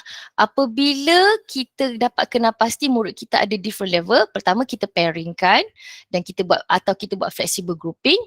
Jadi setiap kali saya berikan task, kita tak bagi satu task saja. Task kita berikan pada level yang berbeza, setiap pair tu akan bergerak ikut task yang mereka nak mula dulu. Ada pair yang dia dah mula jauh ke depan. Jadi dia akan buat task yang high level seperti case study, menjawab soalan esei dan sebagainya. Tetapi murid yang perlukan intervensi ni, saya akan pastikan mereka bermula dengan graphic organizer dulu. Kita buat peta pemikiran dulu. Kita petakan setakat ni apa yang kita faham. Jadi walaupun murid kita ramai, tapi kalau kita boleh groupkan dia dan bina learning culture untuk sentiasa collaborate dengan antara satu sama lain, mereka boleh pergi jauh. Mereka boleh sampai sama endpoint yang sama. Ini adalah peta pemikiran yang saya guna untuk pelbagai level learning objektif lah. Sama ada peta minda ke, peta konsep dan sebagainya.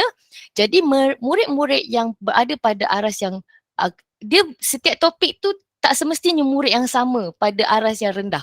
Ada murid yang aras rendah pada topik yang pertama, tapi ada murid yang aras yang agak sederhana bila pada topik yang kedua.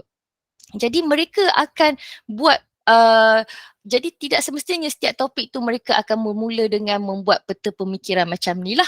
Daripada peta pemikiran inilah baru mereka buat task yang lebih tinggi, menjawab soalan kebat atau memulakan projek-projek seperti projek problem based learning, project based learning dan sebagainya lah. Sebab kita nak check dia punya asas dia, kefahaman dia dulu. Jadi dari bila semasa PDPR, pasti dalam kalangan cikgu-cikgu kat sini pun tahu saya sentiasa advocate penggunaan PEDX semasa PDPR, dan murid-murid saya ni sudah ada satu learning culture yang mereka faham bahawa saya sentiasa, mereka motivated untuk buat task yang saya bagi walaupun offline, kerana PEDX ni membolehkan saya memberikan feedback yang spesifik untuk setiap murid. Saya boleh tengok setiap murid tu punya hasil kerja dan mereka appreciate sebab feedback tu diberikan kepada mereka yang betul-betul nak kata apa membantu aspek terperinci dalam kefahaman mereka. Misalnya saya boleh identify di sini, contohnya gambar, saya tunjuk gambar. Contohnya feedback yang saya berikan kepada Ahmad Hafiz ni. Saya nyatakan dekat sini dekat bahagian mana yang dia salah dan sebagainya lah. So bila saya reflect balik bila saya reflect balik pembelajaran semasa PDPR, kemudian saya tengok balik pula profil murid saya selepas PDPR, mereka memberikan input dari segi 3 aspek berbeza. Pertama dari segi akses. Mereka kata, cikgu, kalau boleh kami nak belajar dalam suasana yang selesa dan boleh akses kepada nota-nota cikgu macam masa PDPR dulu. Tapi apa yang menyebabkan mereka susah nak belajar? Sebab mereka lack previous knowledge, sebab mereka tak ada akses kepada buku teks masa form 4 misalnya. Untuk student form 5 dia tak ada akses kepada buku teks yang buku teks terdahulu, dan mereka tak ada kalau belajar dalam kelas mereka tak ada akses nak buat research sendiri. Kemudian dari segi engagement, mereka suka pembelajaran yang interaktif dan dapat feedback serta-merta dari cikgu. Mereka memang nak, mereka suka. Mereka tak suka kelas yang hanya mendengar yang tak ada aktiviti. Dan bila mereka nak ekspresikan kefahaman mereka, mereka beritahu saya, mereka suka belajar menggunakan learning station. Mereka tak suka presentation besar. Semua orang duduk depan, dia present satu kelas. Tak suka. Dia suka learning station yang orang datang banyak kali, dia cerita. Macam ni sebab dia akan lebih santai katanya. Dan mereka tak suka guna mahjong paper. Ini sangat spesifik untuk cohort ni. Jadi saya fikir sebelum ni kita buat online learning, sekarang kita guna blended learning lah. Maknanya dalam kelas tersebut kita face to face, tetapi saya masih juga bila berpeluang untuk mengajar konsep dan kefahaman teori ke, kita masuk makmal komputer dan kita buat blended learning. Jadi dalam case blended learning ni, contoh dalam video ni, saya boleh pergi ke murid-murid yang perlu intervensi lebih. Sebab PDEC ni membolehkan saya tengok summary semua submission murid.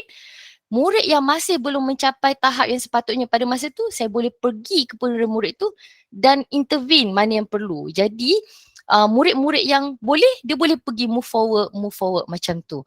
Jadi mereka di akhir sesi PDP tu mereka rasa lebih puas dan lebih rasa sesi tu lebih meaningful lah kepada mereka, instead of saya bagi lecture style macam tu saja. Kebetulan pula tajuk yang kali ni memang tajuk yang agak high level kepada mereka, tajuk genetics. So ini antara senario yang ada yang berlaku dalam kelas. Jadi tuan-tuan dan puan-puan boleh lihat, ada murid saya prefer jawab dalam online, ada murid saya prefer tulis. Jadi saya sediakan dua-dua medium supaya tak ada murid yang ketinggalan sebab ada yang tak mahir atau tak suka guna mouse ke dan sebagainya. Jadi mereka ada pelbagai pilihan untuk memberikan feedback kepada tugasan yang diberikan. Jadi ini yang saya maksudkan tadi, saya bezakan pembelajaran sesi PDP saya dengan berbeza aras kesukaran, daripada hanya mengisi jadual dari segi genotype sampailah dia kena apply pula kefahaman tersebut kepada pewarisan darah macam mana, dan menceritakan pula kenapa keluarga kita tentu anak ada darah A, B, O dan sebagainya, dan kenapa dan menjawab apply pewarisan ni dalam pelbagai situasi lah. Jadi feedback ni semua adalah screenshot daripada sesi yang saya tunjuk dalam video tadi lah. Jadi murid-murid boleh tengok apa beza kualiti jawapan dia dengan kawan-kawan dia. Jadi mereka dapat, bila mereka buat comparison macam tu, mereka dapat kefahaman yang lebih baik lah. Okey, kemudian selain daripada itu, ada juga murid-murid yang dia perlu lebih masa. Dia memang sebut kat saya, cikgu saya tak boleh siap masa ni, boleh tak saya sambung di rumah. Jadi daripada submission dia tu, saya terus boleh bagi feedback dalam tu juga. Tak perlu nak kena tunggu kutip buku dan saya tanda, tak perlu dah. Jadi murid-murid ni appreciate kita bagi feedback yang cepat sebab mereka baru belajar, baru dinilai dan terus boleh perbaiki pengetahuan. Dan ini juga video ni juga ini saya tunjukkan kalau mereka buat secara pairing lah. Jadi murid yang pegang mouse tu adalah murid yang low level sikit dia punya understanding, pairkan dengan yang medium atau high level understanding. Jadi mereka duduk tepi untuk guide murid yang belum mencapai tahap lagi. Jadi saya kongsikan dekat sini juga beberapa hasil murid selepas ni. Jadi sebagaimana saya suka untuk saya ingatkan, walaupun kita sentiasa scaffold kita punya PDP, tapi kita cikgu-cikgu mesti ada plan mesti ada sampai satu tahap kita tak bagi sokongan langsung, murid boleh buat.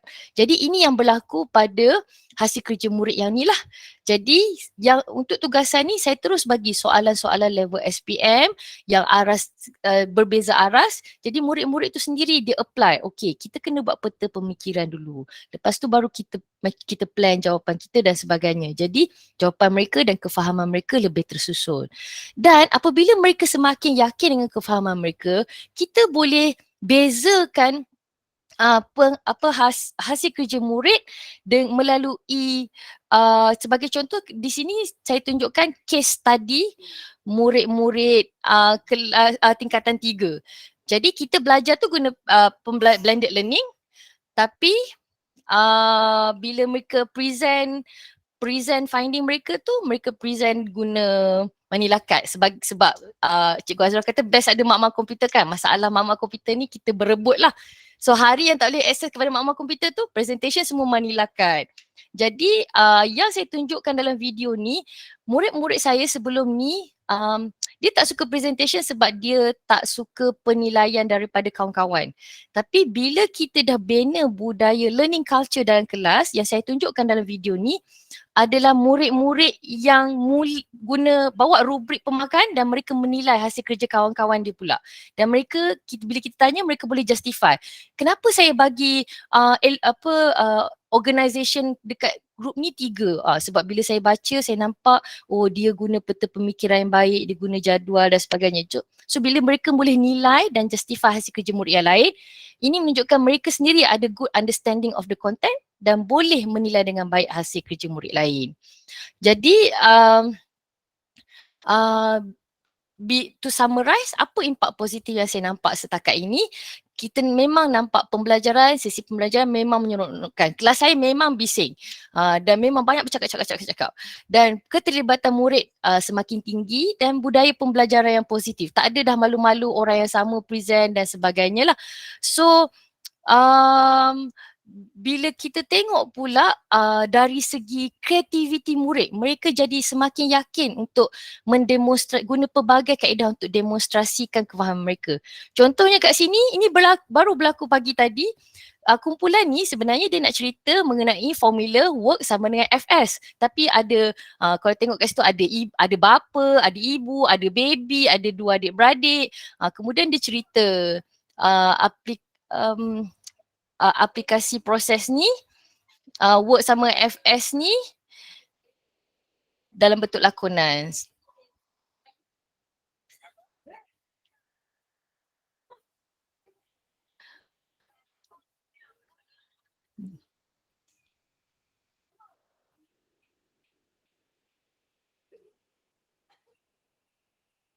Video ni ada keluar bunyi ke?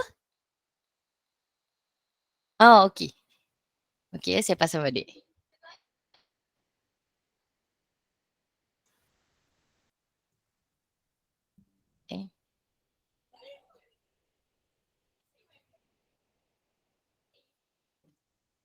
Tak apa dengar apa? Okey. Tak apa, it's okay. Okey. So saya forwardkan.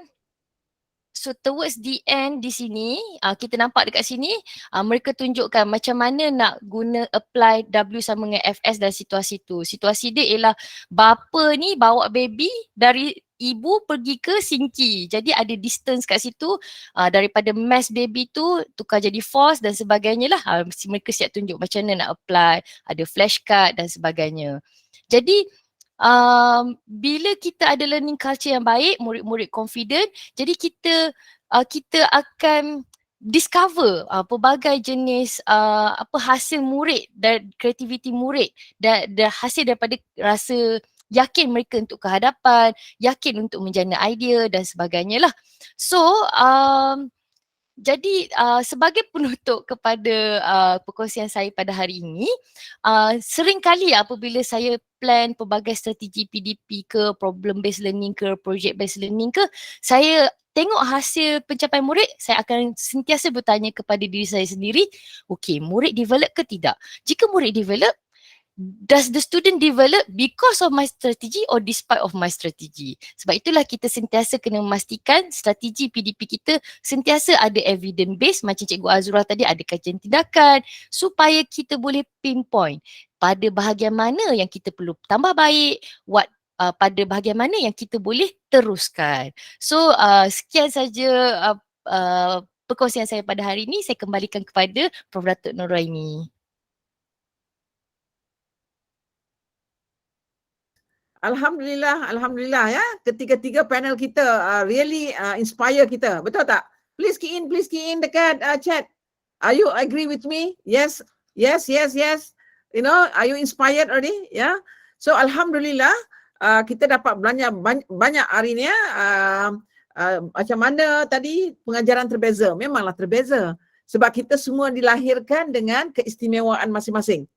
Jadi sebagai guru tadi tu kita memang tak boleh lari daripada menghadapi learning style yang berbeza, pencapaian yang cepat, yang slow, yang apa semua sebagainya. Tapi Cikgu Natrah tadi telah membuat berbagai kaedah ya, buat dengan lakonan dia, dengan blended learning dia yang pelbagai. And then ada pairing, ada group yang ramai, ada yang station-station ya. Jadi boleh buat di situ. Kalau kita hanya berdiri di hadapan saja, then macam mana kita nak tahu dia tu minat sains atau tidak? Minat teknologi atau tidak? Minat matematik atau tidak? Jadi cara yang pelbagai ni. Jadi alhamdulillah pada petang ini alhamdulillah semua cakap alhamdulillah hebat cikgu, agreed. Tahniah pada semua panel. Good. Alright, alhamdulillah. Jadi saya rasa jangan berhenti setakat ini saja. Cikgu-cikgu lain juga boleh berterusan email each other, belajar satu sama lain, ataupun yang dekat bolehlah buat lawatan. Mana yang dekat dengan sekolah Cikgu Taufik, bolehlah lawat sekolah Cikgu Taufik. Begitu juga dengan Cikgu Azura, dengan Cikgu Natrah. Lawat and learn from each other. So jadi dengan ini kita we do a good service lah. Dan pelajar-pelajar kita akan sentiasa mendoakan kita sebab kita having fun learning dan sebagainya ya, dan we are making them seronok. Yang sains tu adalah satu yang seronok, dan matematik seronok. Kalau tidak dia nampak abstrak saja. Yang penting nanti kita nak nampak apa gunanya. Sebab of course STEM ni berkait dengan climate change ya, perubahan cuaca sekarang. Panas, sejuk dan sebagainya tadi. Macam mana kita nak kaitkan dengan topik-topik yang dalam silibus kita. Dan sekarang ni juga banyak tentang ayam tak cukup. Harga ayam yang naik. Sebab makanan ayam yang mahal dan sebagainya. So how can we do that? Well, we are teaching in our class. Then apa pula sekarang ni kita dikatakan Malaysia akan menjadi negara tua pada 2030. Apa maksud negara tua tu? Adakah negara kita tua atau what? Tidak ya, populasi kita akan banyak kepada golongan yang aging, berumur. Jadi apa yang kita kena buat? Apa yang anak-anak sekarang kena buat innovation dan sebagainya. Jadi kita boleh kaitkan dalam pembelajaran sains, teknologi, kejuruteraan, matematik tadi tu. Dengan menggunakan teknologi, software yang Cikgu Taufik ajar. Dengan terus buat kajian tindakan. Kajian tindakan ni penting. Dan baru kita tahu sama ada kita ada impak atau tidak. Dan dengan blended learning dan sebagainya tadi tu. Alright? So, saya serahkan Dr. Evelyn untuk cerita tentang sijil apa semua dan sebagainya. Silakan Cikgu Evelyn. Okey, terima kasih Prof. Okey, di chat tu saya dah paste link untuk Google Form. So sila pastikan isikan dengan betul lah, dan juga alamat email tu, sebab bila kita dah isi link kehadiran ni dia akan auto generate, dia akan hantar sijil terus lah. So pastikan email tu available lah. Itu saja. Okey, terima kasih Cikgu Evelyn. Terima kasih semula kepada Cikgu Taufik, Cikgu Azura, Cikgu Natrah.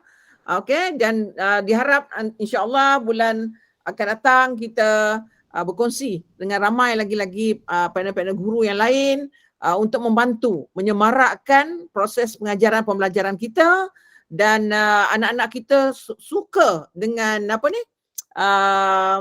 belajar STEM. Ya, nanti Dr. Zainon juga boleh berkongsi. Okey. Jadi boleh lawat satu sama lain dan sebagainya. Alright. So tahniah semua. dan belajar.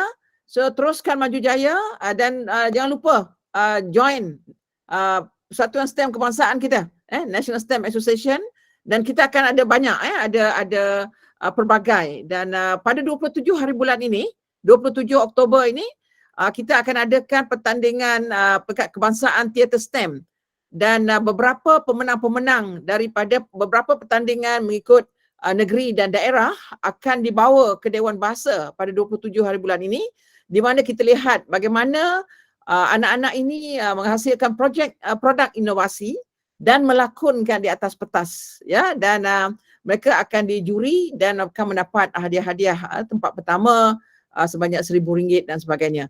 Jadi siapa yang tak berpeluang masuk tahun ni tak apa, datang dulu tengok, ya, dan di situ juga ada banyak produk-produk sekolah akan dijual kepada publik juga, dan masuk adalah percuma.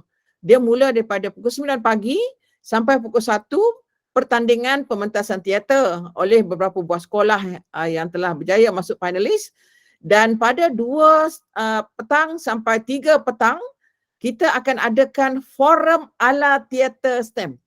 Lain forum ala teater STEM di mana pelakon yang memenangi anugerah pelakon lelaki terbaik dalam filem Festival Malaysia yang ke-30, beliau akan mengendalikan forum teater STEM. Lain daripada forum, selalu kita forum kita duduk cakap-cakap kan, yang ini lain. Jadi siapa yang nak ikut pun akan bermula pada 2 petang hingga 3:30 petang di Dewan Bahasa dan Pustaka. Itu pun percuma, semua boleh datang, walk in, no problem, ya. Dan lepas tu kita akan ada majlis yang pemenang lah kepada sekolah-sekolah daripada, ada yang daripada Kelantan, daripada Kedah, daripada Selangor pun ada dan sebagainya. Alright, so tahniah semua, alhamdulillah. Kita dah bersama, dan semuanya tak bergerak-gerak. Saya tengok nombor good number, good, ya, alhamdulillah. So saya sebagai moderator pada petang ini, jika ada salah dan silap saya mohon maaf, dan terus maju jaya. Let's fly STEM and talents higher together. So dengan itu, wabillahi taufiq wa hidayah. Wassalamualaikum warahmatullahi wabarakatuh. Alright, bye-bye. Waalaikumsalam. Terima kasih. Sama-sama. Terima kasih. Sama-sama.